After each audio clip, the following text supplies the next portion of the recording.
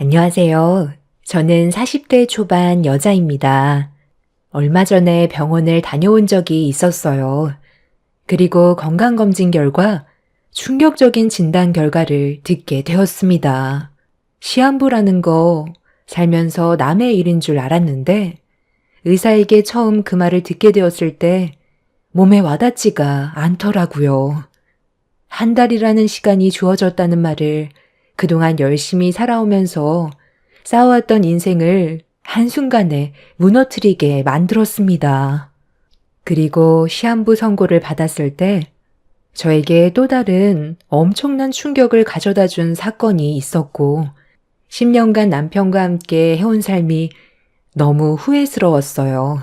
엄청난 실망을 안겨준 하나의 행동은 모든 걸 바꿔 놓았습니다. 남편과 저는 고물상에서 일을 하고 있어요. 결혼을 하고 얼마 뒤 남편의 부탁으로 고물상 운영하는 걸 도와주게 되었죠.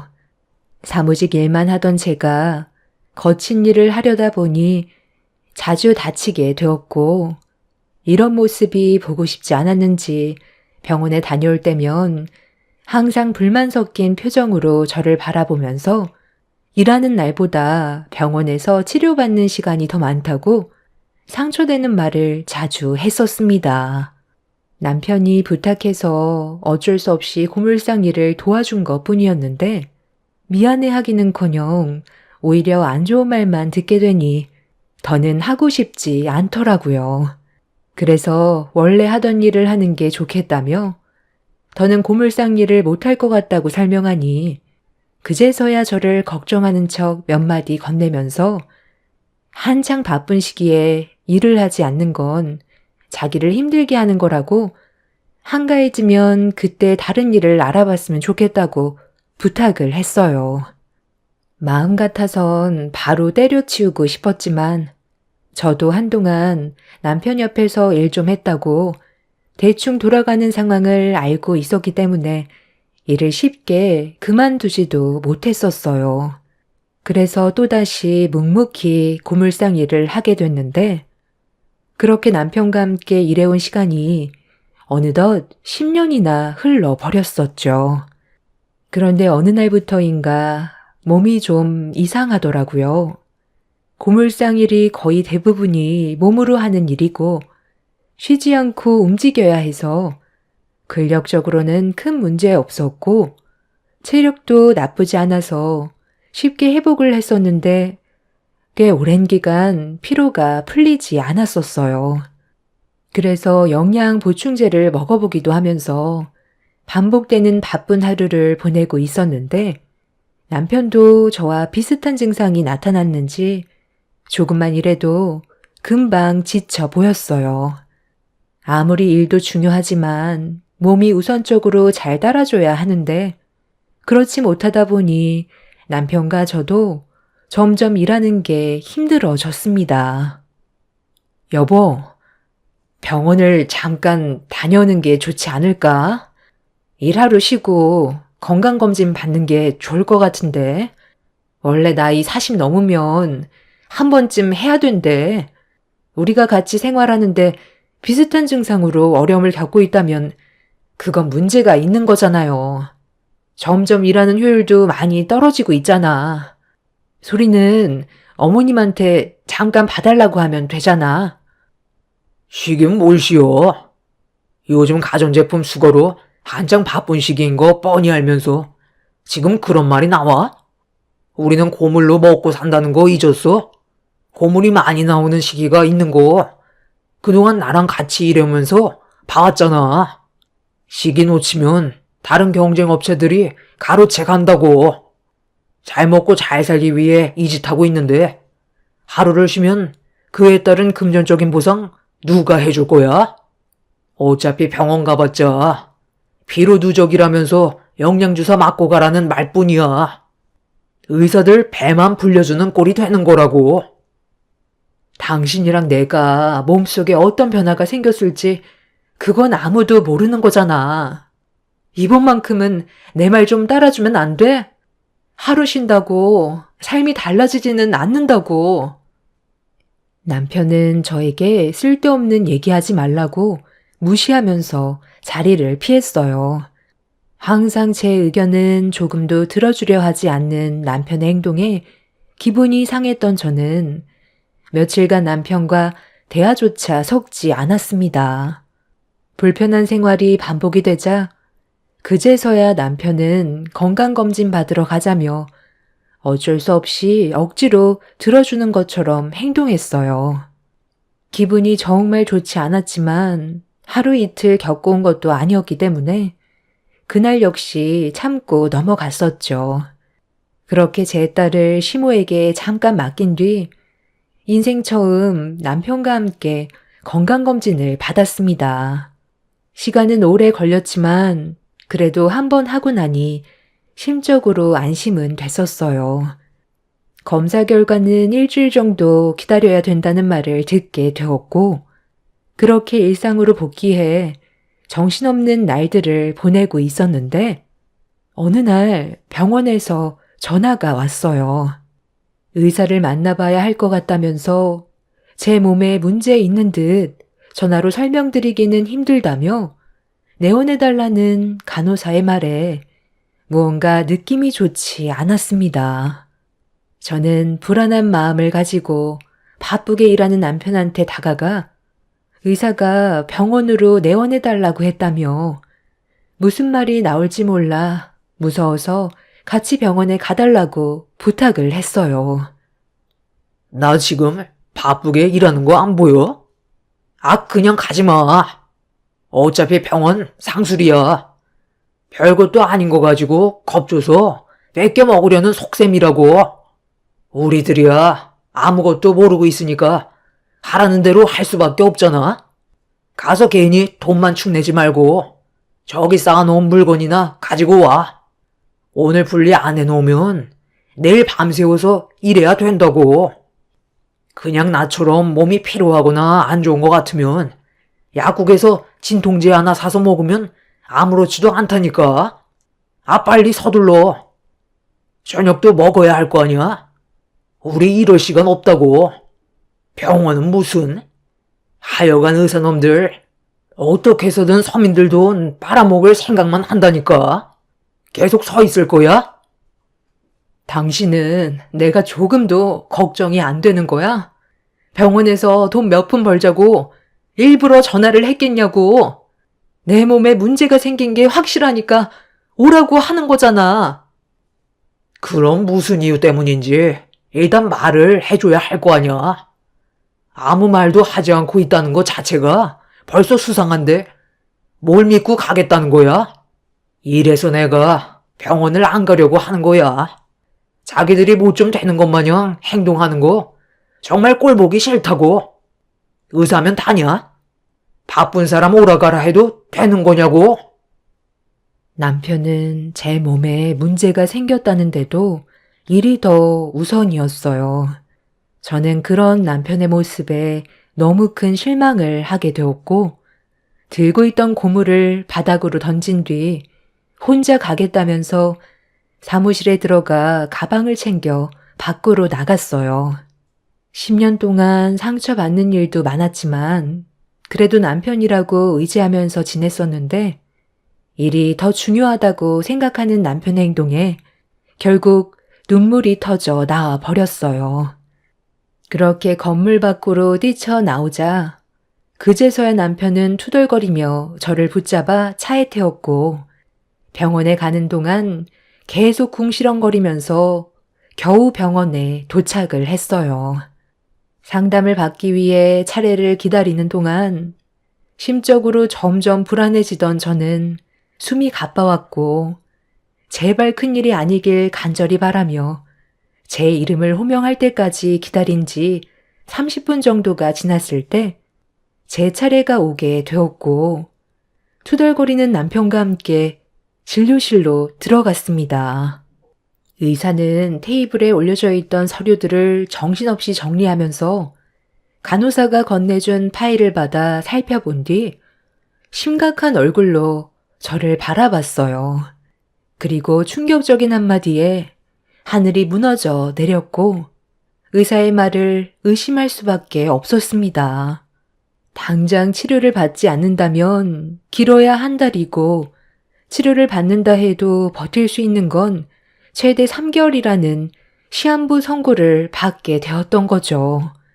침묵의 암이라고 간세포 암이라는 질환을 앓고 있었는데 간 같은 경우 말기가 될 때까지 모르는 경우가 많아서 확인했을 땐 이미 늦은 경우가 많다고 그동안 몸에 이상한 점을 느낀 적이 없냐는 말을 했을 때 잠을 푹 자도 피로하거나 몸이 좀 안 좋았을 땐 남편이 건네준 진통제로 지내왔었다는 말을 했었습니다. 평소와 다른 몸 상태가 느껴졌을 때 바로 병원에 왔었다면 그래도 늦지 않았을 텐데 너무 오랜 시간 방치하고 그동안 진통제에 의지하다 보니 몸의 변화를 알아차리는 건 어려웠을 거라고 병원에서 치료를 받는 것보단 주변 정리를 권하고 있었습니다. 정밀 검사를 해봐야 알겠지만 몸 여기저기 전이가 됐을 가능성이 있어서 간 이식을 받는다 해도 생존할 수 있는 확신은 없는 상태였어요. 그렇게 한참 동안 의사와 대화를 주고받았고 엄청난 충격을 받은 상태로 진료실을 나왔는데 제 삶이 한순간에 끝난다는 게 도저히 믿어지지가 않았어요.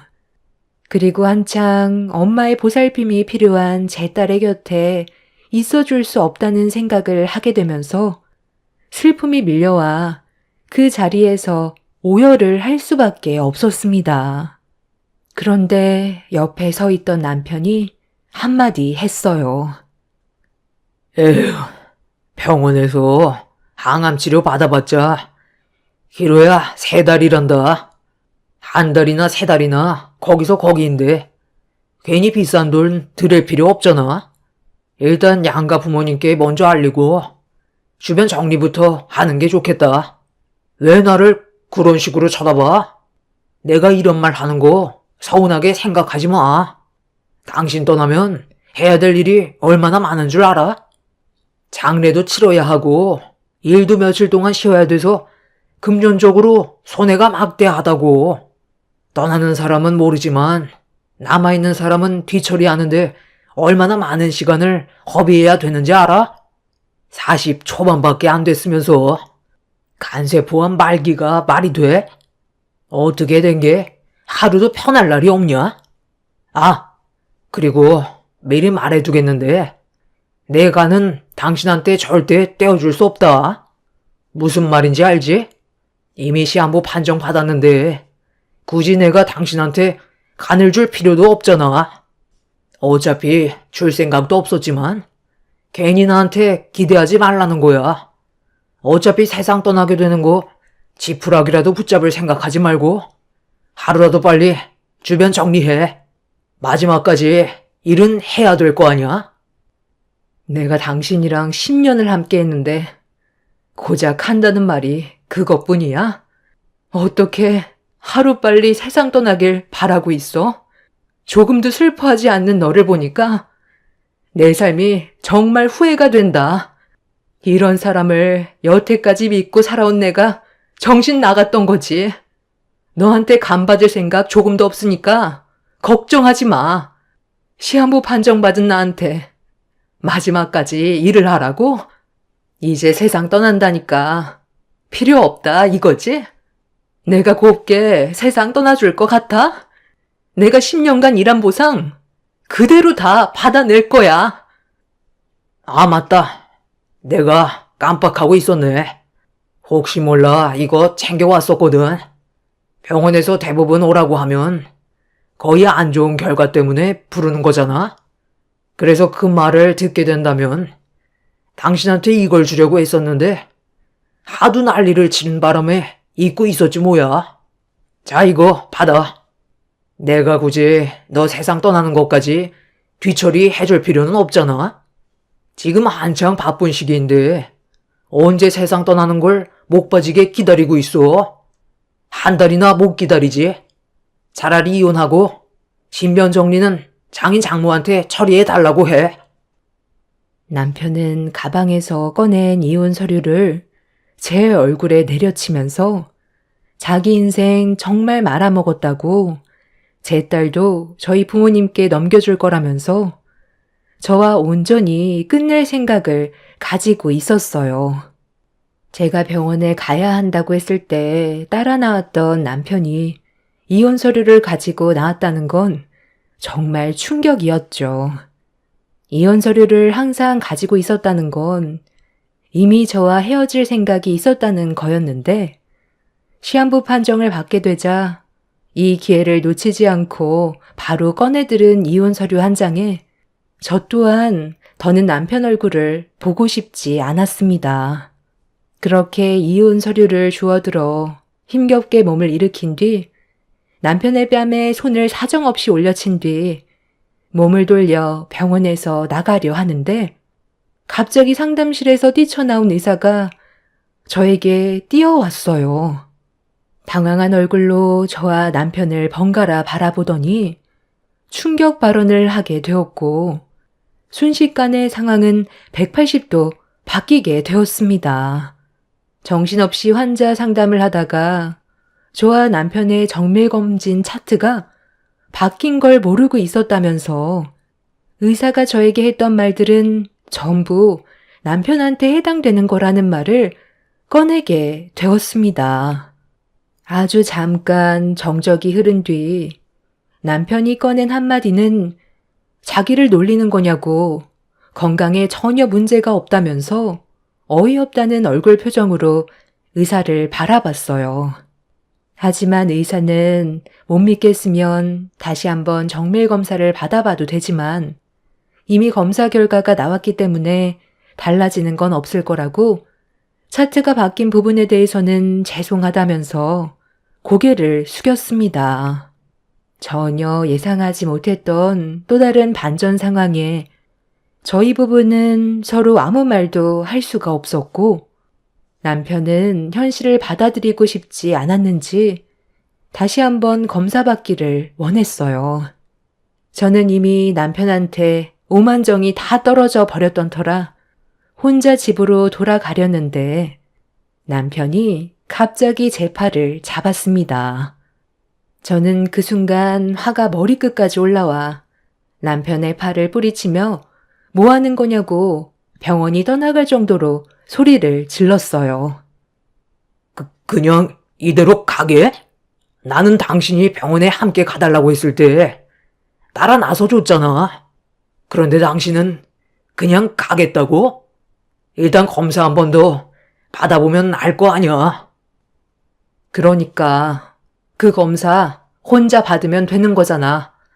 나는 지금 너랑 한 공간에 있는 것조차 소름 돋고 싫거든? 의사가 나는 정상이라고 했으니까 집으로 돌아가야지.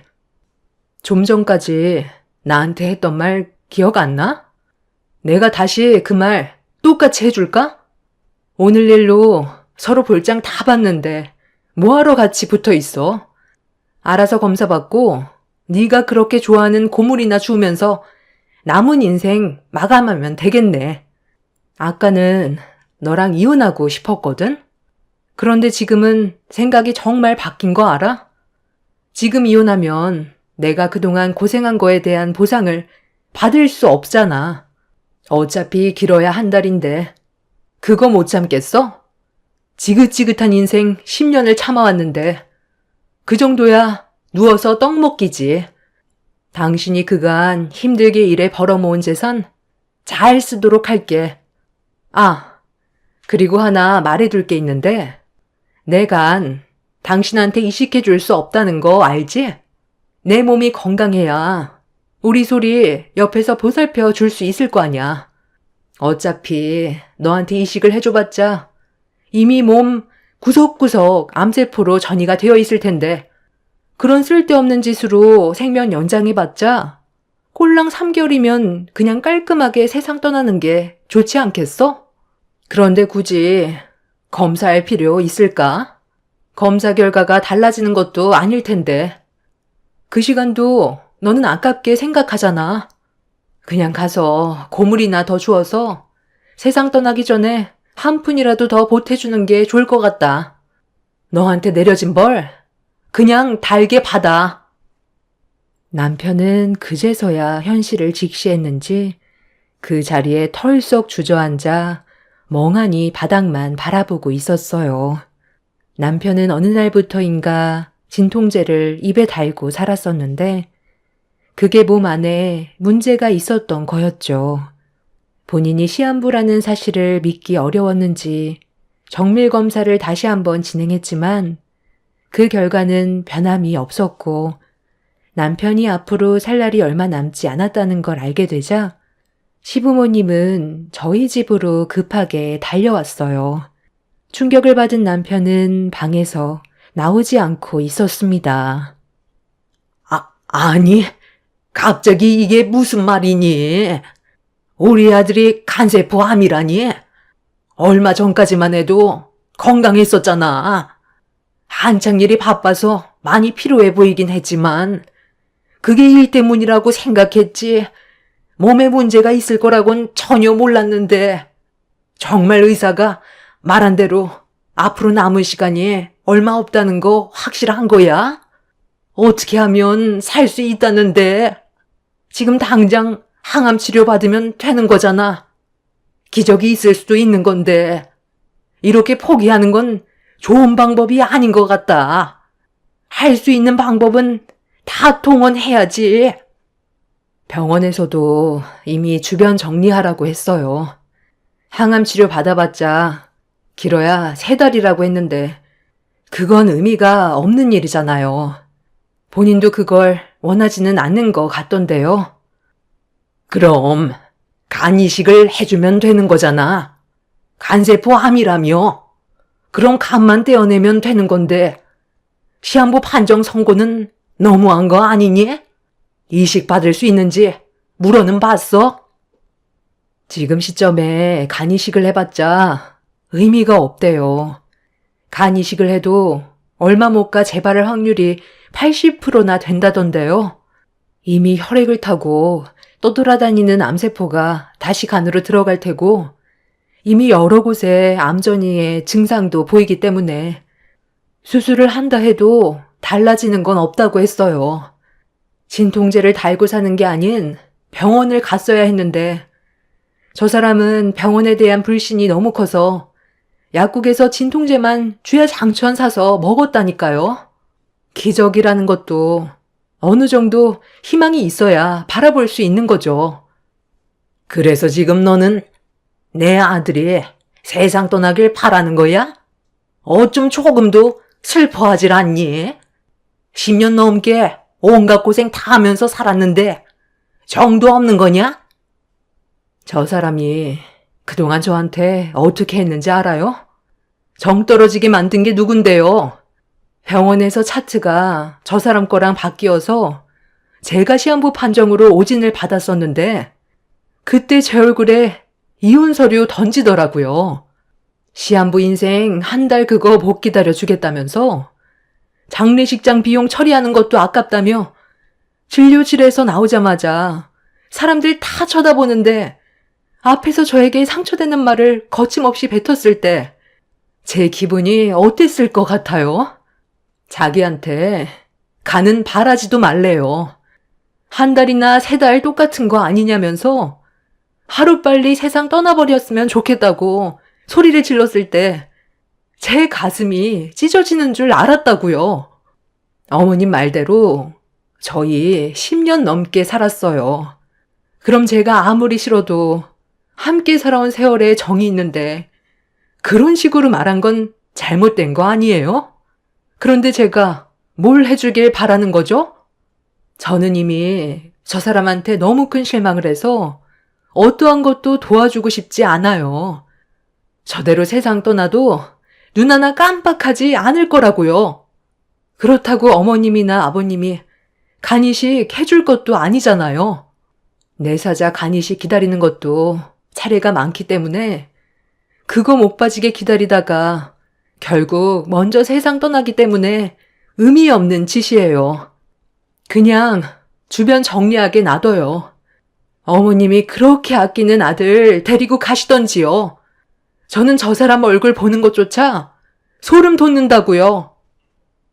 제 말이 끝나자마자 시몬은 제 뺨에 손을 올리려 팔을 들길래 그 자리를 서둘러 피했어요. 시몬은 순간적으로 이성을 잃을 뻔했던 걸 꾹 참아내더니 방에 들어가서 나오지 않는 남편을 밖으로 불러내려고 문을 두드리고 있었습니다. 하지만 남편은 아무 말도 하지 않고 있었죠.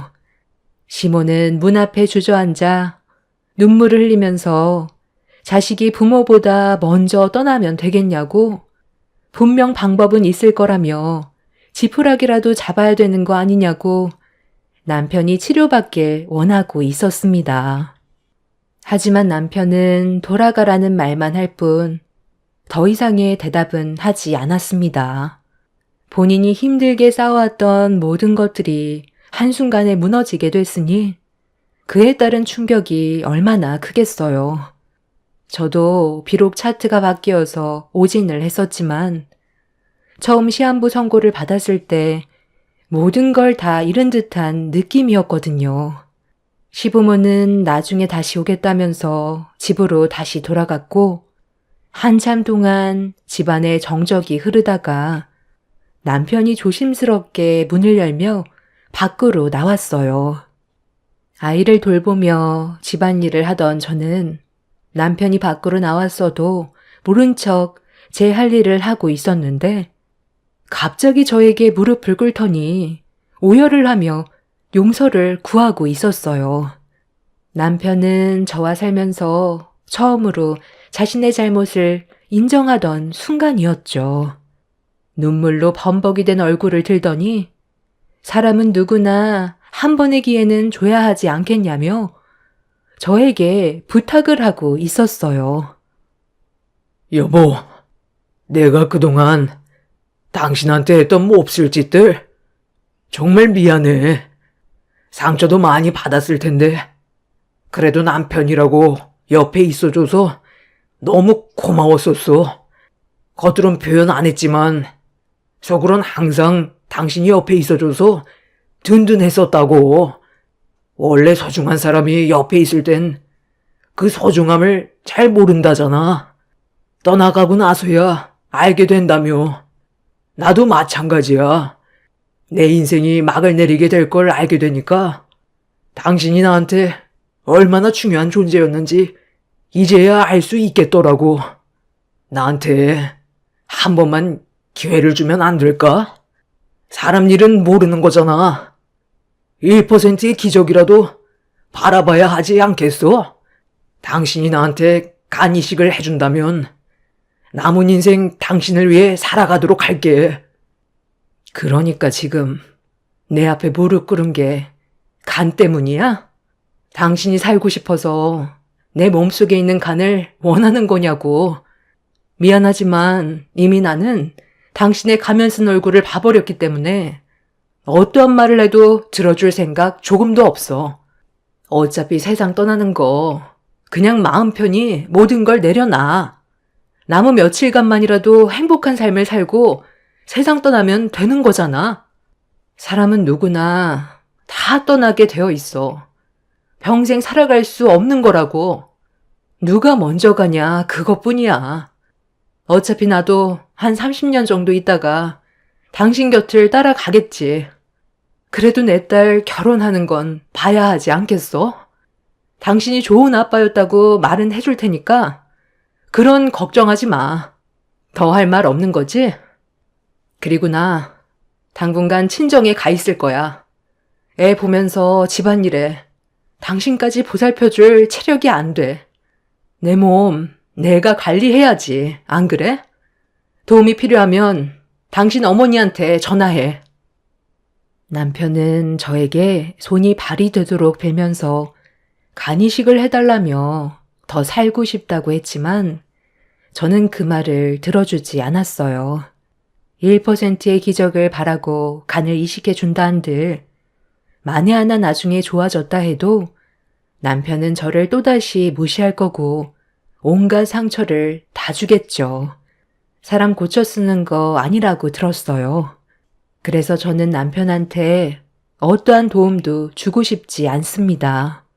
있을 때 잘해야 된다는 말이 있잖아요. 남편이 저를 진심으로 사랑했다면 저 또한 남편이 부탁을 하지 않았어도 제 간을 떼어줬을 겁니다. 하지만 병원에서 저희 부부의 차트가 바뀌었을 때 저를 바라보던 시선과 이혼 서류를 챙겨왔을 때의 행동들을 절대 잊을 수가 없어요. 남편은 저를 인생의 동반자로 보는 게 아닌 고물상에서 무급으로 일해줄 사람을 원했던 것 뿐이었습니다.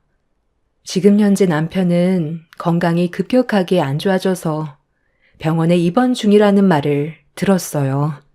시모는 서로 안 좋은 관계였어도 부부 사이였는데 마지막 가는 길은 봐야 하지 않겠냐며 전화를 했네요. 그 사람한테 받은 상처가 너무 크다 보니 쉽게 발이 떨어지지 않습니다. 그래도 마지막 모습은 보는 게 좋겠죠. 사람 일 한 치 앞도 모른다더니 이런 일이 저에게 닥치게 될지 정말 상상조차 하지 못했습니다. 이번 일을 경험으로 많은 걸 느끼게 되었고 한 번뿐인 인생 제 딸과 건강하고 행복하게 살아가고 싶어요.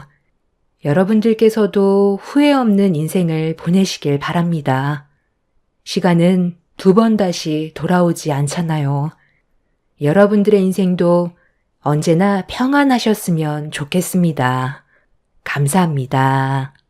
잊을만 하면 올라오는 기억은 고질병인 것 같아요. 아마 여러분들께서도 떠올리고 싶지 않은 순간들이 있으실 텐데요. 지난 세월이라고 하지만 가슴속 깊이 박혀버린 상처는 지워지지 않잖아요. 시간이 그만큼 많이 필요할 거라 생각되네요.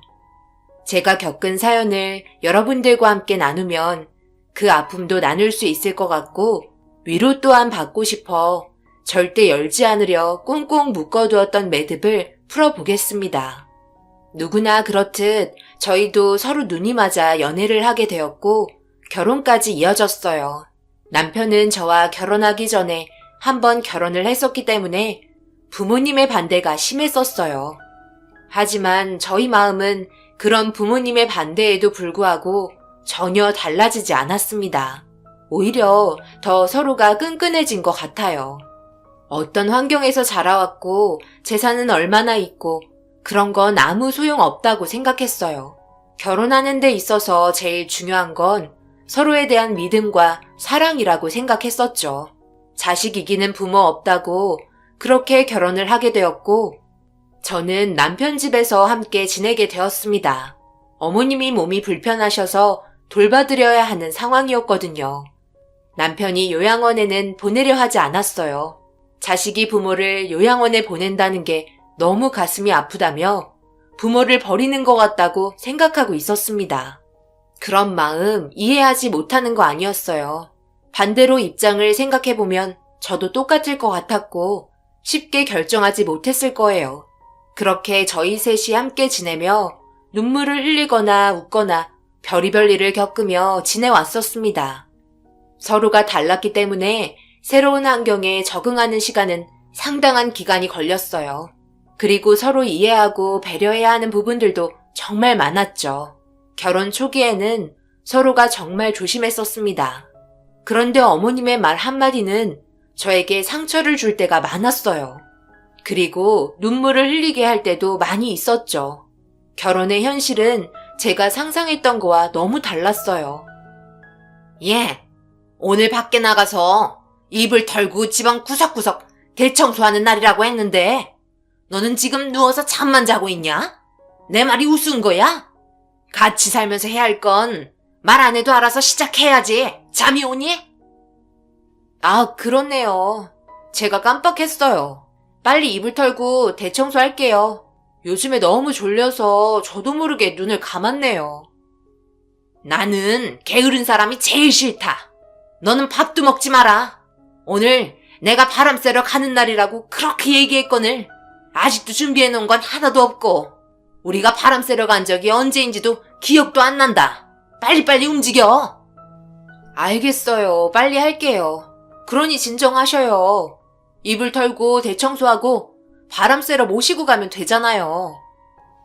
시어머니는 자신이 말한 부분에 있어 조금이라도 계획이 틀어지면 절대 용서하지 않았어요. 꼭 그에 따른 처벌을 주셨죠. 남편이 퇴근하고 들어오면 그제서야 순한 양이 되셨고 언제 그랬냐는 듯 집안 분위기는 조용해졌어요. 이런 결혼 생활이 저에겐 너무 버거웠죠. 남편도 어머님의 성격 때문에 제가 어려움을 겪고 있다는 걸 잘 알고 있었어요. 그래서 항상 퇴근하고 들어오면 눈치 보기 일쑤였고 그런 모습들이 집안의 가장으로서 자존감이 점점 낮아질까봐 남편 앞에서는 최대한 웃으려고 노력했어요. 하지만 모두가 잠든 시간 화장실에서 하염없이 눈물을 흘리곤 했어요. 제가 한 결정에 대해서 후회하는 게 아니라 제 자신이 너무 부족한 것 같아 눈물을 흘렸습니다. 노력을 해도 어머님에게 좋은 말 하나 듣지 못한다는 게 너무 화가 났어요. 남편도 제가 매일 밤 화장실에서 눈물을 흘리고 있다는 걸 알고 있는지 노크를 하며 저를 불러 안아주었어요. 그리고 저를 바라보며 진지하게 말을 이어나갔어요. 당신이 원하면 어머니 요양원에 보내도록 할게. 나이 먹고 세상 떠날 날이 얼마 남지 않았을 때 히스테리아 엄청 부린다더니 지금 어머니의 상태가 딱 그런 것 같네. 내가 매일 당신 얼굴 보기가 너무 미안해. 이러려고 결혼한 건 아닌데 나 혼자만의 이기적인 행동이 당신의 인생을 불행하게 만들고 있잖아. 그래도 가끔이지만 웃으면서 대해주신 적도 몇 번 있어. 그럴 때는 그동안 힘들었던 감정이 풀리기도 하니까 조금만 더 노력해 볼게. 내가 정말 힘이 들 때 다시 한번 얘기할 테니까 그때 얘기하도록 하자. 모든 부면에서 항상 미안해하는 남편의 모습이 안쓰러웠어요. 남편을 이 세상 밖으로 나오게 해주시고 그동안 자식을 위해 한평생 힘들게 살아오신 어머님을 저 혼자 편하자고 요양원에 바로 보낼 수 없었어요. 그런 부분 때문에 남편이 힘들어할 걸 알고 있었기 때문이죠. 그래도 항상 잘하려고 노력해주는 그런 모습이 고마웠어요. 어머님의 짓궂은 행동은 날이 가면 갈수록 점점 더 심해졌지만 하나하나 해결해가며 이겨내고 있었습니다. 어머님의 모든 행동의 패턴을 잘 알고 있던 저는 눈치껏 알아서 움직였어요. 어머님이 말을 꺼내기 전에 움직이면 잔소리가 줄어들거든요. 한마디로 잔머리가 늘었던 거죠. 그리고 예전에는 어머님의 말에 상처를 많이 받아 눈물을 흘렸다면 5년이라는 시간 동안 버티며 생긴 면역에 저는 단단해졌고 절대 흔들리지 않는 여자가 되어 있었습니다. 좋은 현상이라 생각하며 변화된 모습을 받아들이고 있었어요. 4년 전에 우리 여행 간대 언제 또 갈 거냐? 맨날 말로만 간다고 하지 말고 이제 좀 가면 안 되니? 맨날 집에만 있는 게 얼마나 답답한 줄 알아? 늙었다고 시엠이 무시하는 거냐? 옛날 같았으면 머리 잡고 흔들었어. 어머님 아직 정정하세요. 그리고 4년 전에 여행 간 곳, 거기 또 가려면 시간도 많이 들고 남편 일도 빼야 하잖아요. 모든 조건이 맞아야 움직이죠. 말씀하시는 걸로 봐선 아직도 창창하신데요. 100살은 거뜬하게 버티시겠어요. 아까 먹다 남은 삶은 계란 어디 있지? 분명 내 방에 놔뒀었는데 네가 다 먹은 거야? 나 골탕 먹이려고? 삶은 계란 다 드셔놓고 저에게 누명 씌우는 거예요? 해드리는 거 어려운 거 아니니까 조금만 기다리세요. 금방 해드릴게요. 그 순간 다리가 불편하신 어머님께서 저에게 다가오셨어요. 분명 제가 말 받아치고 퉁명스럽게 대답하는 게 마음에 들지 않아서 그런 것 같았습니다. 한두 번 당한 게 아니라서 자리를 피했고 주방에 들어가 계란 삶았어요. 저를 바라보면서 부글부글 끓고 있는 모습을 보면 한숨만 나왔습니다. 좋게 말해도 되는데 항상 화를 내셨어요. 주변 친구들한테 통화하면서 시어머니 험담하면 저와 같은 처지에 있는 친구들은 단 한 명도 없었습니다. 가끔은 부럽기도 했어요. 편하게 결혼 생활하는 것 같아서요. 하지만 저에게 말 못하는 사정들도 분명 있을 거라 위안 삼고 한참 동안 수다 떨면서 답답했던 마음 털어버렸습니다. 이런저런 생각하다 보니 삶은 계란 삶아서 드리니 여행 기분 낸다며 사이다 달라고 재촉하셨어요. 같이 드렸고 허겁지겁 아주 잘 드셨습니다. 남편은 주말에 무조건 저를 친정으로 보냅니다. 잠깐이라도 숨을 쉴 수 있는 상황을 만들어줘요. 그래서 여태껏 버틸 수 있었던 것 같아요. 그렇지 않았다면 아마 우울증 걸려 제가 먼저 포기하고 떠났을 테니까요. 평일에 고생한 보상이라고 생각했어요. 남편의 배려에 고마웠죠. 어머님 몸이 아무래도 시간이 흐르면서 점점 더 안 좋아지다 보니 아파트 생활하다가 공기 좋은 단독주택으로 옮겼거든요. 모든 결정은 남편이 내리고 저는 그 의견에 존중하며 따라가는 편입니다. 어떤 계획을 가지고 움직였을 때 문제가 생겨도 절대 탓하지 않아요. 그것 또한 경험이니까요. 그래서 이사를 결정하려던 생각도 받아들였어요. 아무래도 아파트에서 생활할 때와는 다르게 답답한 것들도 많았거든요. 장단점이 있었지만 도심에서 가까이 살았던 저에게는 단점이 더 많았던 것 같아요. 사방이 숲이었고 시내는 걸어갈 수 없을 정도로 멀리 있었기 때문에 숨이 막히는 느낌이 들었습니다. 그래서 남편이 주말마다 친정으로 보낸 이유도 그중 하나예요. 부모님과 오래간만에 보내는 시간은 저에게 시댁에서 버틸 수 있도록 충전해 주었고 쇼핑도 하며 맛있는 것도 많이 사 먹어요. 그렇게 부모님과 시내 밤거리를 거닐며 제 상황을 잘 알고 계셨던 부모님의 걱정을 안심시켜 드리고 있었는데 뜻하지 않은 장소에서 남편의 전처를 만나게 되었습니다. 예전에 한번 만난 적이 있었어요. 전처가 미처 가지고 가지 않았던 물건들이 남아 있었는데 연락을 취해서 둘이 만나는 걸 제 두 눈에 발각되었고 한바탕 싸운 적이 있었거든요. 그런데 화장실에서 만나게 될 거라곤 생각도 못했죠. 두 번째 만남도 어색하긴 여전했어요. 좋은 기억은 아니었기 때문이죠. 아직도 그 집구석에서 살고 있는 거예요? 정말 대단하시네. 그 늙은 여우 비위를 맞추며 살고 있나 봐요. 어우, 그때만 생각하면 아직도 소름이 돋네. 그 늙은이 조심하는 게 좋을 거예요. 히스테리 부리는 거 다 연기예요. 언젠가 방심하고 있을 때 한순간에 당해요. 아시겠어요? 제가 이렇게 말하는 건 아직 그쪽은 경험하지 못한 것 같아서 그래요. 조심하세요. 전 남편도 썩 좋은 남자는 아니에요. 겉모습에 속지 말고요. 하여간 그 남자 한도 끝도 없어. 그럼 즐거운 시간 되세요. 전혀 알지 못하는 말들만 남긴 채 전처는 화장실에서 먼저 나갔어요. 전처를 남편과 마주하고 있을 때 얼굴이 사색이 된 걸 봤었는데 충격이 상당해 보였어요. 남편을 벌레 보듯 하길래 한바탕 싸웠거든요. 과거야 어떻든 이혼했고 남편은 그래도 미처 가지고 가지 않았던 짐을 건네주기 위해 연락한 건데 벌레 본 듯한 표정으로 대화하고 있던 모습을 보게 되면서 한바탕 싸운 적이 있었어요. 그때도 저에게 잘 알지도 못하면서 주절거린다고 저보고 빠지라며 못난 남자랑 산다고 제 인생 또한 불쌍하다고 상처되는 말을 많이 했었는데 그때는 그저 어머님의 못된 심보 때문에 그런 줄 알고 있었어요. 그런데 5년이라는 시간이 지나고 화장실에서 또다시 만났을 때 전처의 말에 많은 것들이 담겨 있는 것 같아 생각이 많아졌고 시댁에 들어가면 남편과 진지하게 이 문제에 대해 대화를 해야 할 것 같다는 느낌이 들었습니다. 그렇게 부모님과의 좋은 시간을 끝으로 저는 다시 일상으로 돌아왔어요. 시어머니의 행동은 제 얼굴을 보자마자 한결같았습니다.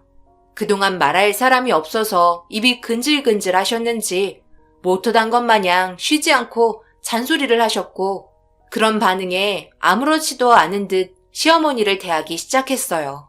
저녁이 되고 시간 맞춰 퇴근한 남편과 함께 셋이서 저녁을 먹었고 그날따라 어머님이 일찍 주무시게 되면서 남편과 진지한 대화를 할 수 있는 시간이 주어졌어요. 그래서 전처와 만났다는 얘기를 꺼내게 되었고 좀 놀란 듯 하더니 과거의 여자고 시간도 꽤 흘렀기 때문에 남편은 다시 감정을 잘 잡고 있는 것 같았어요. 나랑 결혼하기 전에 전처와 무슨 일 있었어? 어머님한테 꽤나 큰 충격을 받아 이혼까지 한 거라던데? 당신한테도 상처를 깊게 받은 것 같았어. 도대체 무슨 일이길래 그래? 내가 아직까지 알지 못하는 게 있는 거야? 당신이 알지 못하는 게 어디 있어. 지금이랑 똑같지. 이게 전부야.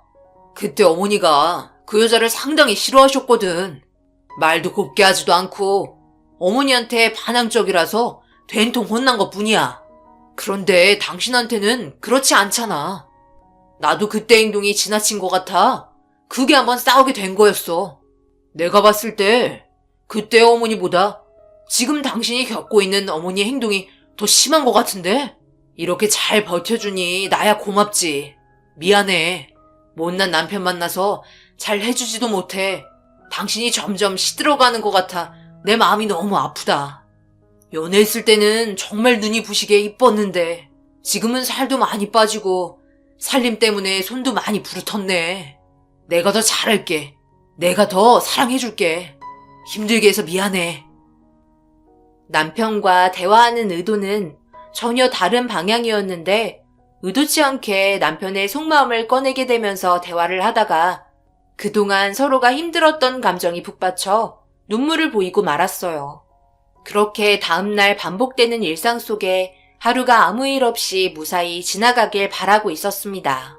밀려있던 집안일을 하느라 바쁘게 움직이고 있는데 평소 같았으면 옆에서 잔소리를 늘어놓으셨던 어머님이 거동도 불편하면서 어딜 가셨는지 자리에 안 계셨고 걱정이 되는 마음에 어머님을 부르며 찾고 있었어요. 어디 갈 곳도 없는데 불러도 대답이 없어 불안해지기 시작했습니다. 저희가 어디 모시고 가지 않는 이상 집 밖으로는 나가지 않으시는데 잠깐 한눈판 사이 없어지셔서 처음으로 걱정이 되었어요. 그렇게 주변을 두리번거리던 도중 어머님이 뒷산 산책로에 앉아있는 걸 발견하고 안도의 한숨을 내쉬며 어머님 옆에 앉았습니다. 아무 말 없이 전방의 풍경을 바라보고만 계셨어요.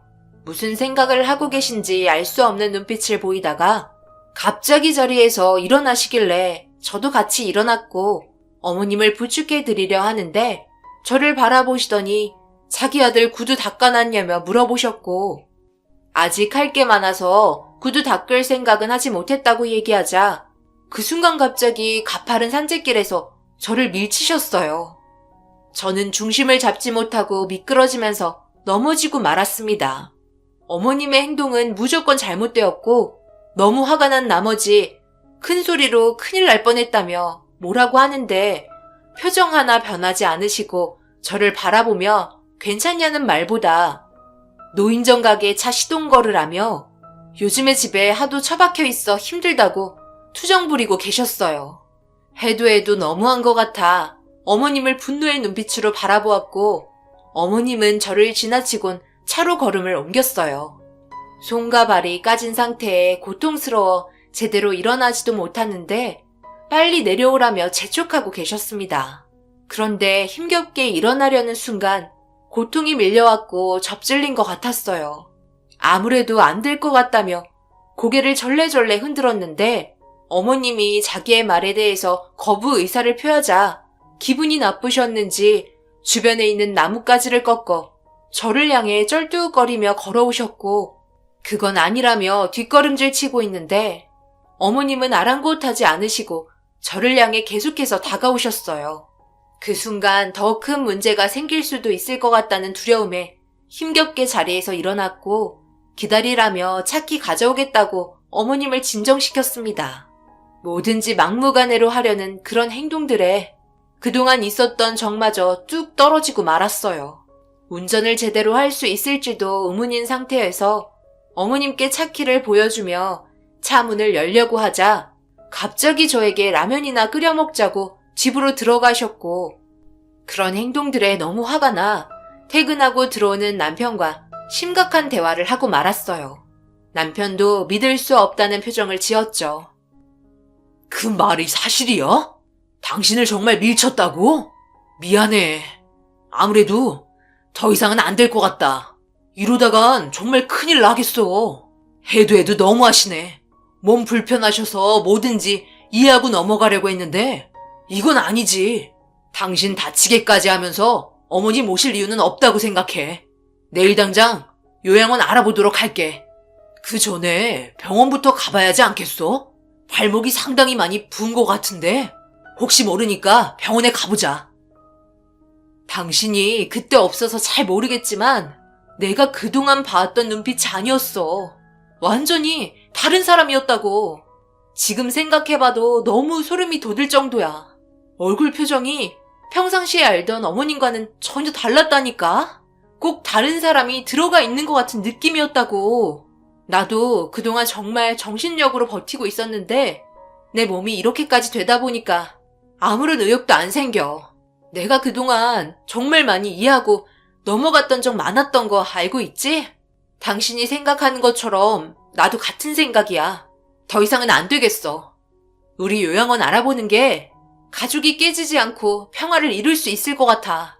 그러니까 당신도 신중하게 잘 생각해봐. 남편은 더 이상 참기 힘들었는지 어머님 방문을 두드리며 당장 나오라고 소리쳤어요. 이런 식으로 가정이 깨지는 것 같아 가슴 아팠지만 어머님의 행동은 확실히 잘못되었기 때문에 해결해야 할 건 단호하게 처리하기로 결정했습니다. 그렇게 한동안 남편에게 욕이란 욕은 다 먹게 된 어머님은 다른 곳만 바라보고 계셨어요.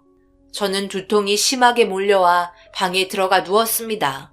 최근 들어 감기 기운도 있는 것 같은 느낌이 들어 잠이 쏟아지기 시작했거든요. 그런데 이 상황이 그냥 단순하게 지나갈 문제는 아니었어요.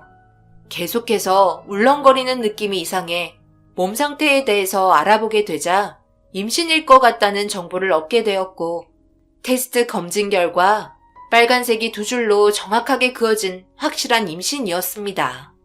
저는 주저하지 않고 남편에게 임신 소식을 전했고 처음에는 얼떨떨해 하더니 기뻐 날뛰기 시작했어요. 저희가 임신 계획을 하고는 있었지만 상황이 여의치 않아 계속해서 미루고 있었거든요. 어머님이 요양원으로 들어가면 그때 다시 계획을 할 생각이었습니다. 그런데 그 전에 임신이 되어버려서 좋은 감정도 잠시뿐 우울한 기분도 동시에 왔어요.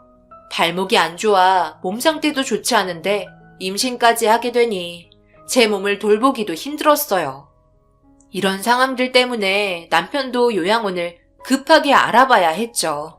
뱃속에 있는 아이와 저에게 문제가 생길지 모르는 불안감을 계속 가지면서 함께 지낼 수는 없었습니다. 그렇게 어머님은 남편이 알아본 요양원에 들어가게 되었고 한동안 조용했어요. 정적만 흐르는 집에 홀로 남겨져 있게 되니 기분이 이상했고 어머님은 잘 지내고 계신지 불안하기도 했었습니다. 남편의 얼굴에도 걱정이 많았어요. 하지만 현실을 받아들여야 하는 입장이었죠. 어머님이 저희와 떨어져 지낸 지 일주일쯤 지났을 때 남편에게 전화 한 통이 걸려왔어요. 그 전화는 요양원이었고 수화기에서 들려오는 목소리는 화가 많이 난 상태였습니다. 어머님은 요양원에서 골치 아플 정도로 난리를 치고 계셨어요. 다른 분들과도 매일같이 싸우고 사람들을 힘들게 하는 상황들이 많아지다 보니까 더 이상은 안 되겠다며 두 손 두 발 들은 상태였어요. 결국 일주일 지나고 다시 집으로 들어오셨고 남편은 한숨만 내쉬고 있었습니다. 여보, 미안해. 다른 요양원 알아보든지 할게. 빠른 시일 내에 알아볼 테니까 힘들어도 조금만 참아줄 수 있지? 괜찮아. 천천히 알아봐도 돼.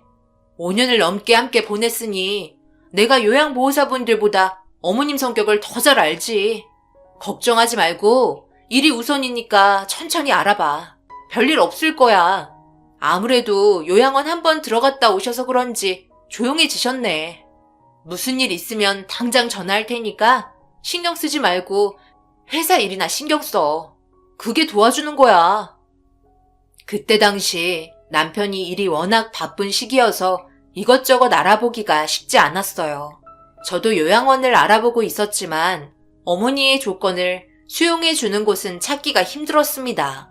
그리고 요양원에 몇 번 들어가게 되었는데 전부 거부당했고 한동안 집에 있을 때는 조용히 지내며 더 이상 잔소리 없이 계셨어요. 그렇게 시간은 계속해서 흘러갔고 더 이상 요양원을 알아보는 것도 지치기 시작했어요. 남편과도 이 문제에 대해 진지하게 대화를 이어나갔습니다. 이상하게 요양원에 있으면 난리를 치시면서 집에 들어오면 반대로 조용하게 지내시니 한동안 지켜봤었는데 문제가 되는 행동을 하지 않으셔서 다시 저희가 모시기로 했어요. 문제가 되면 그때 다시 요양원을 알아보기로 결정하게 되었죠. 배는 점점 불러오면서 몸이 무거워졌어요. 그래도 임신한 기간 동안 어머님이 저에게 막말을 하거나 돌발 행동을 하지 않으셔서 긴장이 많이 풀린 상태였어요. 아무래도 임신을 해서 그런지 조심하는 것 같았습니다. 그렇게 저는 만삭이 되었고 곧 출산 예정일이 다가왔어요. 숨도 많이 가빠오고 날도 추워져서 하루하루 몸을 조심해야 했습니다. 그런데 한동안 조용하셨던 어머님께서 남편이 늦게 들어올 거라던 그날 충격적인 상황을 겪게 되었어요. 씻고 누우려고 샤워를 하고 있는데 갑자기 불이 꺼졌고 무슨 일인지 살짝 문을 열어보니 집안 전체가 불이 꺼져버려 어머님을 불러봤는데 조용하셨어요. 주무시고 계신 것 같아 대충 몸을 닦고 화장실에서 나와 머리도 말리지 못한 채 불을 켜봤지만 차단기가 내려간 것 같았습니다. 그런데 그 순간 갑자기 제 옆에서 거친 숨소리가 들려왔고 고개를 천천히 돌리니 어머님이 무서운 얼굴 표정을 하며 제 옆에 서 계셨어요.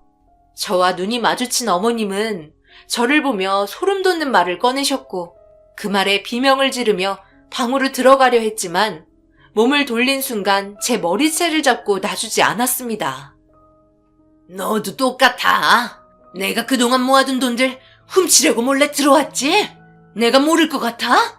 그동안 아무 말 안 하고 지켜보고 있으니까 이 집이 네 집이 된 것만 같아? 요양원에 보낼 때부터 알아봤다. 내 옆에 친구가 네가 나를 내주실 거라고 계속 속삭이더라고. 그래서 그 말이 진짜인지 계속 지켜보고 있었다. 너 우리 아들까지 내쫓고 우리 집에 있는 재산 모두 가져갈 거지? 절대 가만두지 않겠어. 어딜 감히 팔을 뿌리치려고 하는 거야? 가만히 안 있어? 시어머니의 무서운 행동에 기겁을 한 저는 필사적으로 뿌리쳤어요. 하지만 어머님의 힘이 너무나 강했고 쉽게 빠져나오지 못했습니다. 계속되는 실랑이에 제발 정신 차리라며 눈물을 흘리면서 외쳤어요. 하지만 시어머니는 정상으로 돌아오지 않고 있었습니다. 점점 격해지는 몸싸움 끝에 힘겹게 어머님의 손을 뿌리칠 수 있었고 저는 문을 박차고 제대로 된 옷도 걸치지 않고 신발도 신지 못한 채 산속으로 몸을 피했어요. 하필 그날 눈도 많이 온 상태라 온몸이 떨릴 정도로 극도로 추웠고 말리지 못한 머리는 꽁꽁 얼어붙어 버렸습니다. 신발을 신지 못해 바위를 덮고 있던 눈을 치우고 그 위에 올라가 덜덜 떨며 있었어요. 그런데 시어머니는 그런 저를 향해 계속해서 쫓아왔고 뒤도 안 돌아보고 앞만 보며 뛰었습니다. 절대 가만두지 않겠다며 거친 숨을 내쉬면서 몸도 성치 않은 몸으로 계속해서 따라오셨어요. 배가 너무 무거워 양손으로 배를 받치고 뛰고 있다 보니 속도는 너무 느렸고 최대한 멀리 돌아 집으로 다시 돌아가려고 애쓰고 있었습니다. 그렇게 한참 동안 앞만 보며 계속해서 뛰었고 멀리 돌아 다시 집으로 들어왔어요. 그리고 바로 현관문을 잠그고 차단기를 올렸습니다. 급하게 남편에게 통화를 하자 반가운 목소리로 전화를 받는데 저는 다급한 목소리로 빨리 오라고 재촉하고 있었어요.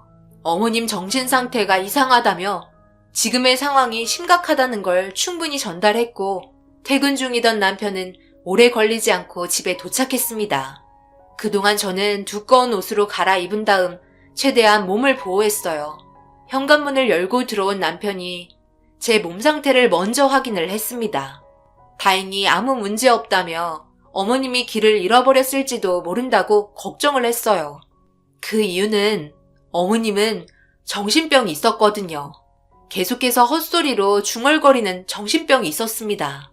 그 말에 반응을 해주지 않으면 난폭하게 돌변하시는 희귀병을 가지고 계셨어요. 이런 사실을 알고도 남편을 사랑해서 결혼을 했던 거였고, 그동안 어머님이 하신 말은 저와 전혀 관계가 없는 상황들의 대화였습니다. 이불 청소나 대청소 같은 그런 상황은 느닷없이 저녁에 하신 말이었고, 단 한 번도 함께 여행 간 적 없었는데 몇 년 전에 여행을 갔는데 안 데려간다고 삶은 계란 먹었다고 난리를 치던 모든 상황들은 현실에는 없었던 일이었습니다. 하지만 이런 문제들이 저녁 시간만 되면 간간히 일어났었는데, 그때마다 신기하게도 남편이 밖에서 현관문만 열고 들어오면 조용해졌어요. 그래서 그때부터 남편은 이런 상황이 생기면 퇴근하는 척 했었습니다. 병원에서 어머님의 상태에 대해 검사를 받아봤지만 치매 증상은 전혀 나타나지 않았어요. 치매는 깜빡하거나 어느 특정한 기억에 머물러 있는 반면, 어머님은 저희가 알지 못하는 상황을 상상 속으로 만들어가고 있었고, 현실에 다시 돌아왔을 때는 상상 속에 기억했던 그 상황을 저에게 연결을 시키고 있었습니다. 어머님이 만든 다른 세상과 현실을 왔다 갔다 하며 계속해서 누군가와 지속적으로 대화를 하고 있었고, 그런 중얼거림은 시간이 지날수록 점점 잦았고 저녁이나 낮이나 계속해서 이어졌어요. 그리고 더 충격적인 건 전처가 남편과 이혼한 결정적인 이유가 어머님의 돌발 행동이 너무 무섭고 자신에게 충격적인 짓을 저지르는 바람에 뒤도 안 돌아보고 도망쳤다고 남편이 그때의 상황을 이제서야 솔직하게 꺼냈어요.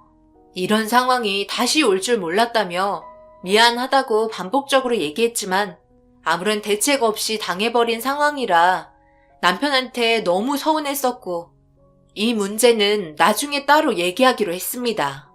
남편이 아무리 불러도 돌아오지 않는 어머님이 걱정이 돼서 경찰에 신고를 하게 되었어요. 한참 동안 수색을 하자 어머님은 산 중턱에 쓰러져 계셨습니다. 다행히 병원에서 정신이 들은 어머님은 고개를 돌려 저와 남편을 번갈아 가며 쳐다보았고, 다른 반대편으로 고개를 돌려 누군가를 바라보고 있었어요. 저희가 모르는 어머님만의 상상 속의 인물과 대화를 하고 있는 모습에 정밀 진단을 다시 받아봐야 할 것 같아 어머님의 몸 상태에 대해 검사를 진행했고, 진단 결과 치매 증상은 전혀 나오지 않았습니다. 그렇다고 정신분열증도 아니었어요. 어떠한 충격적인 요소로 인해 생긴 병인 것 같다며 쉽게 진단을 내리지 못했습니다. 남편은 어머님의 과거를 얘기했어요. 저는 단 한 번도 본 적 없었던 아버님에 대한 얘기였죠.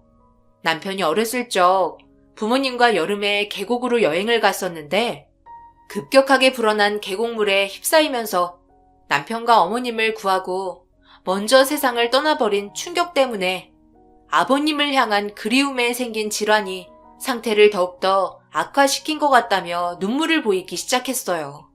참으로 안타까운 사연이었지만 현실적으로 고칠 수 없다는 게 더 충격이었습니다. 결국 어머님은 정신병원으로 옮겨졌고 그곳에서 현재 치료를 받고 있어요. 그동안 최선을 다해 어머님을 돌봐드렸었는데 제가 알지 못했던 과거와 어머님의 행동이 가슴을 먹먹하게 만드네요. 사랑하는 배우자를 떠나보냈을 때 나타나는 정신병은 현대의학으로도 해결하지 못한다는 게 참 안타깝습니다. 약물 치료를 받고 계시지만 좋아지고 있다는 진단은 받지 못하고 있네요. 어머님이 정신병원에 계신 지 벌써 2년이라는 시간이 흘렀어요. 가끔 어머님의 상태를 보러 찾아가지만 지금은 저희를 아예 알아볼 수도 없을 정도까지 오게 되었어요. 하지만 어머님 눈에만 보이는 누군가와는 계속해서 중얼거리며 대화를 하고 있습니다. 참으로 안타깝고 가슴이 아프네요. 제가 그동안 너무 못해드린 것 같다는 느낌을 받게 되는 것 같아요. 병원에서 얼마나 계실지 모르겠지만 현재 저희 가족에 대해 여러분들의 위로의 한마디가 간절합니다. 단 한 번만이라도 어머님이 저희를 알아봐 주셨으면 좋겠어요. 아직 손자 얼굴은 보지 못하셨거든요. 간절히 기도하면 언젠가 좋아질 날이 오겠죠. 그날을 기대하며 이제 사연을 마칠게요. 여러분들께서도 저희 가족을 위해 기도해 주시면 정말 감사하겠습니다. 오늘 하루 마무리 잘 하시고 항상 행복한 날들만 가득하시길 바랍니다. 감사합니다.